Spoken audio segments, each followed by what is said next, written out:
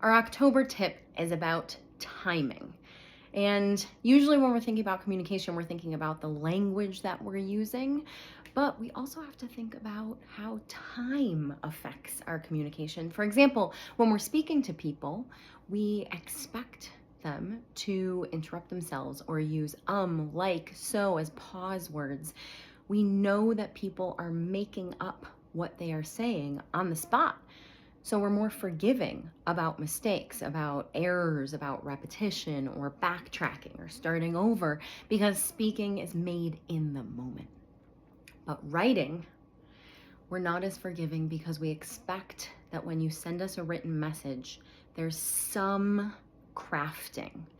Now, how much we craft a message depends on how well we know each other or what mechanism we're using to communicate. So a text message is traditionally less composed, right, than an email at work, because an email at work is going to affect multiple people, is going to affect business and relationships, and is often including people that we don't know very well. So it has another level of formality.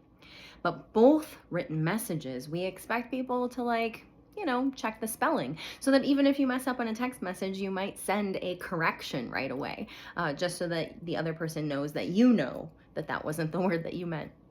We expect writing to be more correct, more planned, to take more time than spoken language. So as we're making decisions about how to use our time, we want to think about things like, how long do we have to craft the message? Does the person need an answer now? If they need an answer now, we might want to find them or call them or text them, because those are more immediate ways of getting their attention or accessing them. If we have more time to plan, we can use other kinds of channels like sending an email, where we're going to take more time to compose our thoughts. And some of the factors that affect that choice are when the other person needs a response from us, or what the deadline is, or how soon some content needs to be dealt with or addressed. So as we're thinking about timing, we're thinking about, how long do we have to compose our message? Can I take my time, or do I need to respond now? We're also thinking about expected response time. So if I call a person, I'm expecting them to pick up so that we can talk together right now. But if I send an email, I know that they might not be at their computer, right? They might not see my email for a few hours, like till the end of the day, or maybe even until tomorrow. So when I choose a method of communication, I have to choose one relevant to the amount of time that I can wait for their response.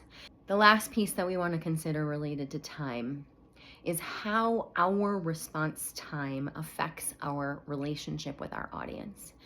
How long we take to respond to messages communicates something about our relationship with the audience and the value of their message to us. So if someone calls you and you pick up right away, that's usually because that's a person that you know, or a number that you recognize, or a call that you're expecting, right? So we pick up because it's like, oh, I have knowledge about that and I want to take that on right now. We're less likely to answer phone calls from unknown numbers because I don't know who that is, or what it's about, or how it's going to interrupt my day.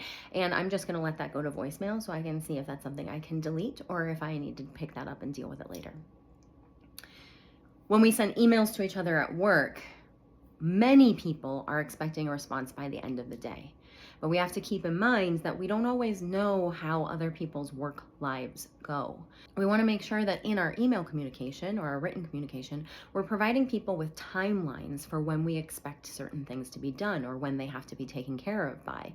Because if I'm writing you a message, I might hope that you respond to it right away, but the average professional is sending and receiving over 124 messages a day, and you might not get to mine unless you know when it's going to be relevant to you. So as we're thinking about timing, we have a lot of considerations, both in terms of our preparation of the message. How much time do we have available to us so that we can craft a competent message?